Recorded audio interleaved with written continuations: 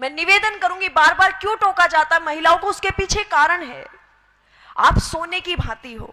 वो कहती कि पुरुषों को भी टोकिए, ये भी तो शॉर्ट्स पहन करके गली में वॉकिंग करने के लिए चले जाते हैं, हमें ही क्यों टोका जाता है? तो ध्यान देना, इसके पीछे बहुत गहरा रीजन है, शायद आप समझ पाओ।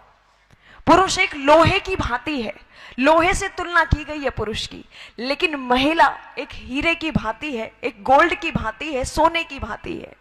आपने देखा होगा, आप यहां से बाहर निकलेंगे, लोहा आपको कहीं भी पड़ा मिल जाएगा। जहां कहीं भी आपको पता चले कि लोहे का काम यहां होता है, तो दुकान से बाहर पड़ा हुआ है, कहीं भी रास्ते में पड़ा हुआ मिल जाएगा, उसकी कोई देखरेख के लिए सिक्योरिटी वगैरह नहीं है। लेकिन जब आप कोई ज्वेलरी खरीदने के लिए जाते हो, गोल्ड और डायमंड की, तब भी यही स्थिति होती है क्या? कवर करके रखा जाता है, और कवर ही नहीं, ओवर सिक्योरिटी में रखा जाता है। साइरेंस यूज हो जाते हैं जैसे ही कोई टच करता है। लेकिन यहां स्थिति विपरीत आई, आप सोने की भांति हो। और मुझे समझ नहीं आता कि हमें छोटे ड्रेसेस पहनने में ही क्यों स्वतंत्रता चाहिए? हमें पढ़ने के लिए स्वतंत्रता क्यों नहीं चाहिए? हमें बाहर निकलने के लिए स्वतंत्रता क्यों नहीं चाहिए? हमें कुछ अचीवमेंट्स लेने के लिए स्वतंत्रता क्यों नहीं चाहिए? क्या छोटे कपड़े पहनने से ही स्वतंत्रता मिलेगी हमें?